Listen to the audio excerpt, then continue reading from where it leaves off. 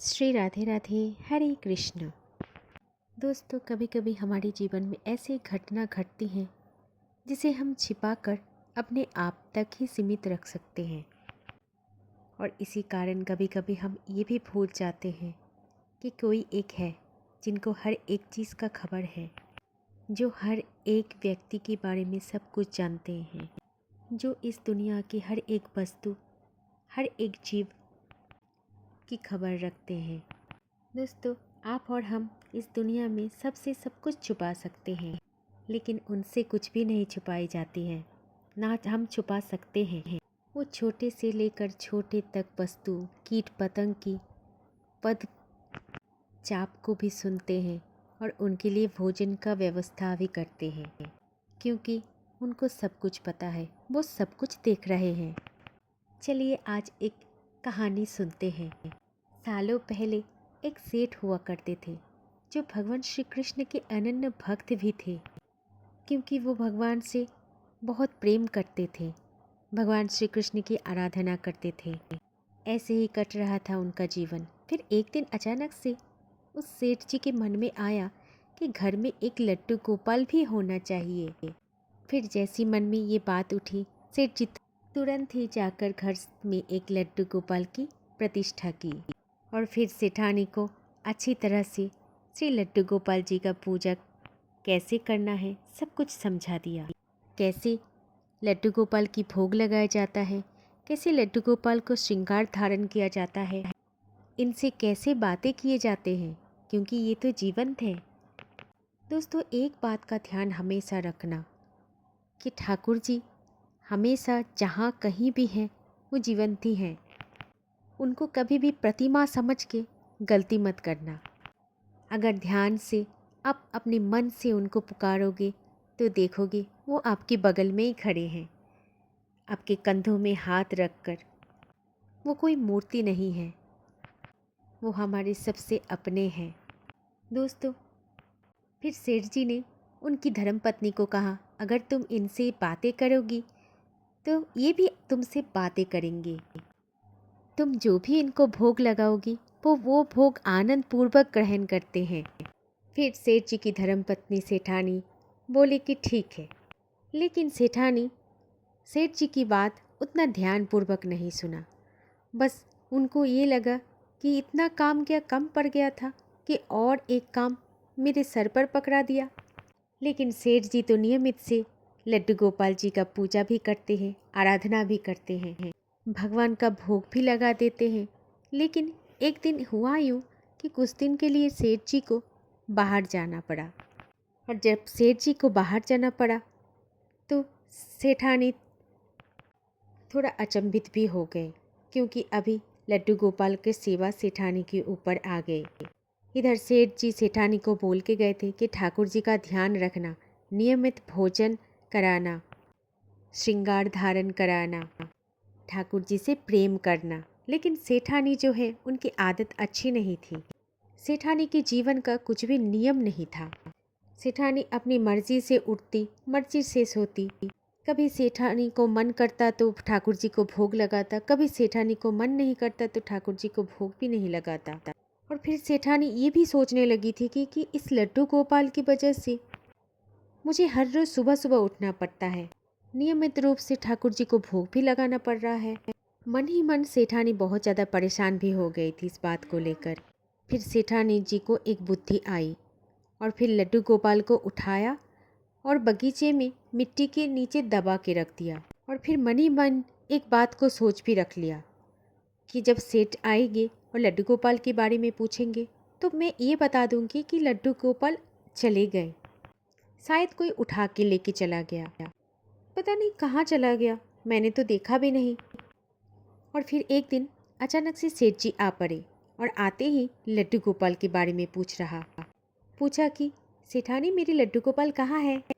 खुशी के कारण और बहुत दिन से लड्डू गोपाल से मुलाकात नहीं हुआ, इसी के कारण सेठ जी सबसे पहले मंदिर की ओर चले गए और मंदिर के पास जाकर देखा कि लड्डू गोपाल वहाँ पर विराजमान है ही नहीं। फिर सेठ जी ने सेठानी से पूछा कि लड्डू गोपाल कहाँ चले गए, कहाँ गए मेरे लाला, कहाँ गए मेरे लड्डू गोपाल, क्या तुमने कहीं उसको इधर उधर रख दिया। तब सेठानी बोली कि पता नहीं 2 दिन हो गए लड्डू गोपाल नहीं मिल रहे हैं। शायद मुझसे नाराज होकर लड्डू गोपाल कहीं चले गए हैं।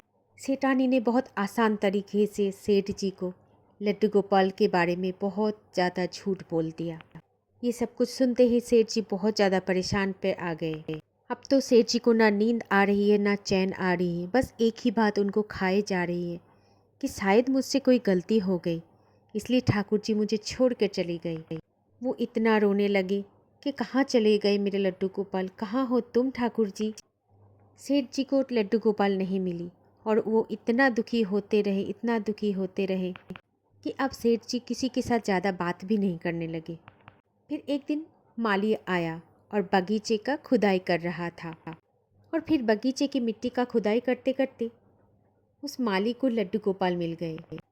और तब सेठ जी घर पर नहीं थे। माली ने जब लड्डू गोपाल को देखा तो भागकर सेठानी के पास गए और सेठानी को दिखाया। देखो देखो सेठानी, खुदाई करते करते हमें लड्डू गोपाल जी मिल गए, भगवान मिल गए। और फिर सेठानी ने लड्डू गोपाल को देखकर एकदम से गुस्सा हो गए और फिर पूछा कि तुम्हें किसने कहा था वहाँ पर खुदाई करने के लिए? तुम्हें तो मैंने कहा था कि फालतू इधर उधर की काम तुम मत किया करो। और फिर सेठानी बेवजह गुस्सा होकर उस माली को बहुत खरी खोटी सुना दिया। और माली बहुत आश्चर्य हो गए कि सेठानी मुझे इस तरह से बात क्यों कर रहे, क्या है मेरी गलती। ये सब सोचते सोचते माली अपने घर की ओर चल दिए, क्योंकि जो गरीब आदमी होते हैं वो बड़े आदमी से क्या पूछेंगे कि उनके गलती क्या है। बस यही सोचकर रो रहे थे कि एक छोटी सी बात को लेकर मुझे काम से ही निकाल दिया। ये सोचते सोचते जब माली चले जाने लगी तो पीछे से सेठानी बोली, अरे लड्डू गोपाल को भी लेके जाओ अपने साथ। जब तुम्हें ये लड्डू गोपाल मिले तो ये तुम्हारे ही हुए ना, तो ले जाओ अपने साथ। सेठानी की इस बात को सुनकर माली अचंभित हो गए और लड्डू गोपाल को लेके चले गए। घर पहुंचकर माली बहुत दुखी थी, लेकिन एक बात पर बहुत सुखी हो गए कि आज तो स्वयं ठाकुर जी लड्डू गोपाल के स्वरूप में मेरे साथ आया मेरे घर में। फिर माली ने अपनी पत्नी को बोला कि देखो आज कौन आया है मेरे साथ, मेरे लड्डू गोपाल आया है मेरे साथ। देखो आज भगवान की असीम कृपा आ गई है मुझ पर, क्योंकि मेरा तो कोई संतान है ही नहीं, तो संतान के रूप में हमारे घर में स्वयं भगवान ही आ गए।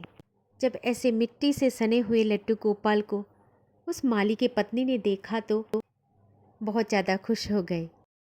फिर माली के पत्नी ने लड्डू गोपाल को सबसे पहले साफ किया, उसके बाद श्रृंगार किया, भोग लगाया, मंदिर में रखा और भक्ति भाव से होकर लड्डू गोपाल से बातें करने लगे।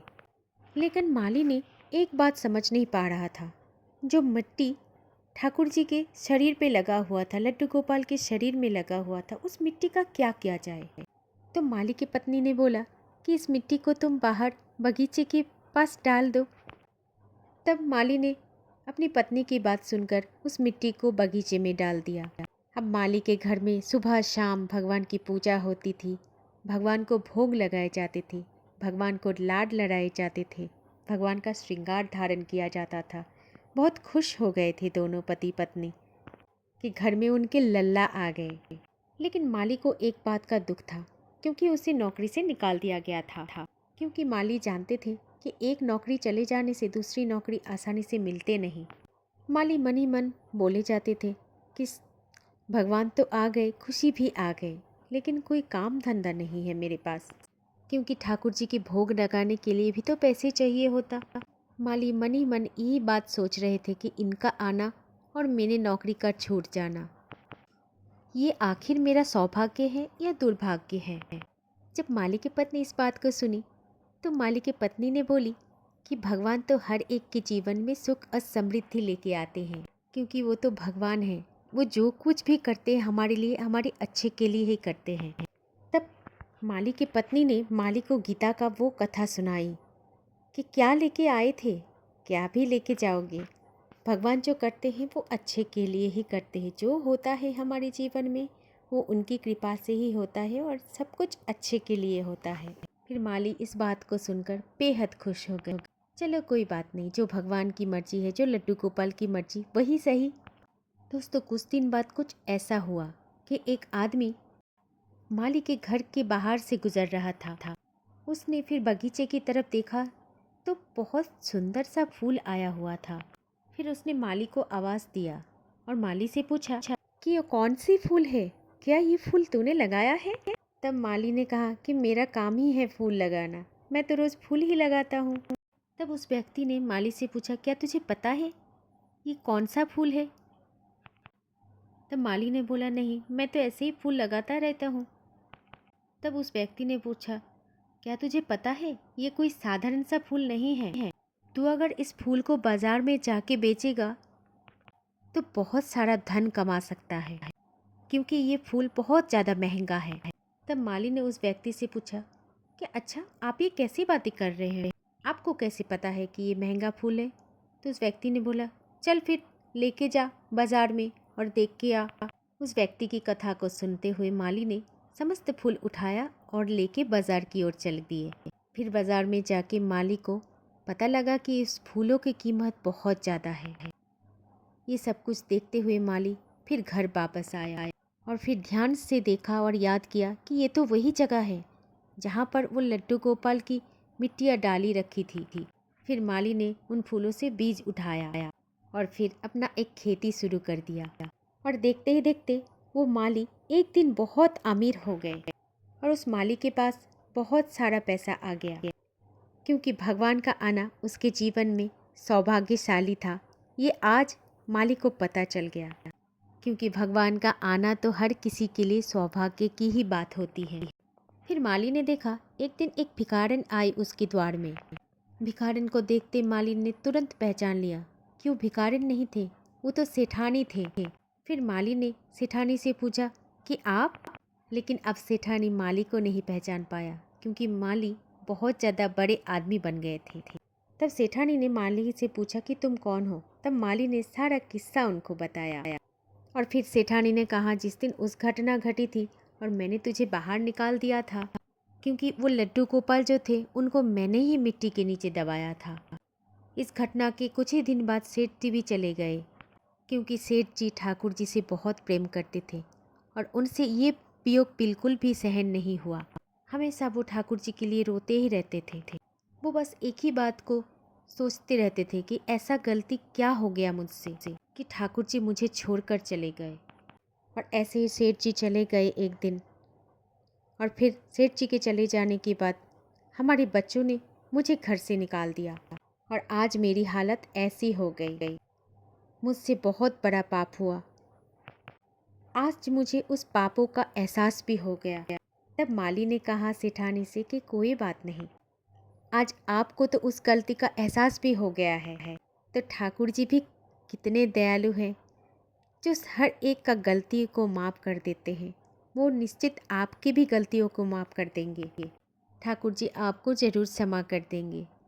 आज से आप बिल्कुल भी चिंता ना कीजिए, आप यहाँ पर भी रह सकते हैं, क्योंकि ये घर मेरा नहीं है, ये घर तो वही लड्डू गोपाल का ही है। आज आप जो कुछ भी मेरे पास देख रहे हो, सब कुछ उन्हीं का ही तो है। इसीलिए अनजाने में से ही आप भी इनके अधिकारी हैं।